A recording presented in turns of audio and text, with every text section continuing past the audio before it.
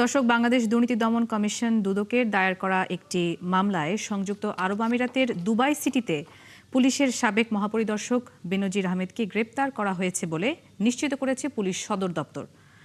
দর্শক, এই নিয়ে খোঁজখবর রাখছেন আমাদের সহকর্মী মহিম মিজান। তিনি কারণবাজার নিউজ সেন্টার থেকে আমাদের সাথে যুক্ত হচ্ছেন। আমরা কথা বলছি তার সাথে।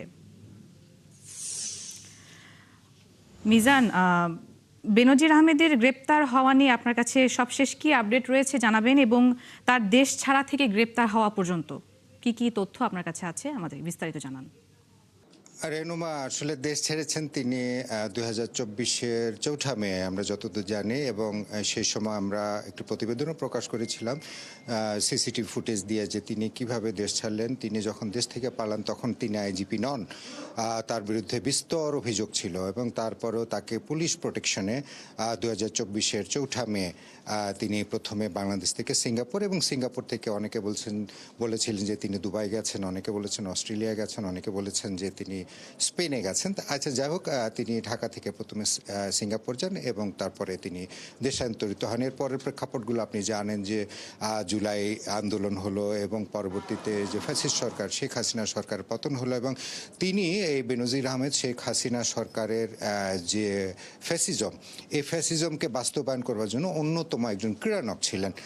তিনি র্যাবের ডিজি ছিলেন, তিনি ডিএমপির কমিশনার ছিলেন, এবং সর্বশেষ তিনি আইজিপি ছিলেন।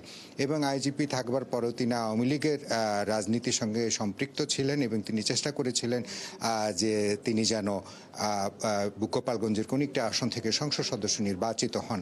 তো এগুলোতে তার বিরুদ্ধে বিস্তর অভিযোগ। তার রিসোর্ট রয়েছে গোপালগঞ্জে, তার বিভিন্ন জায়গায় অবৈধ সম্পদ, যেগুলো দুর্নীতি দমন কমিশন তার বিরুদ্ধে মামলা করেছে, মামলার প্রমাণ পেয়েছে, সাক্ষ্য প্রমাণ পেয়েছে, তথ্য পেয়েছে, সকল ধরনের ডকুমেন্ট পেয়েছে, এবং এগুলো পাওয়ার পরে কিন্তু দুর্নীতি দমন কমিশন তার বিরুদ্ধে গ্রেপ্তারি পরোয়ানা জারি করে, এবং গ্রেপ্তারি পরোয়ানা জারি করার পর সেগুলো আপনারা জানেন, যখন কেউ দেশের বাইরে যায় তখন গ্রেপ্তারি পরোয়ানা জারি করলে আদালতের আদেশে সেটি পুলিশ সদর দপ্তরের ইন্টারপোলের একটা সেল রয়েছে, সেই ইন্টারপোলের সেলের কাছে সেই তথ্যগুলো দিতে হয়, এবং সেই ইন্টারপোলের সেল তখন ইন্টারপোল যে কেন্দ্রীয় দপ্তর অর্থাৎ ফ্রান্স। আমাদের সাথে থাকুন, আমরা পরবর্তীতে আপনার সাথে আবারও যুক্ত হব পরবর্তী আপডেট জানার জন্য।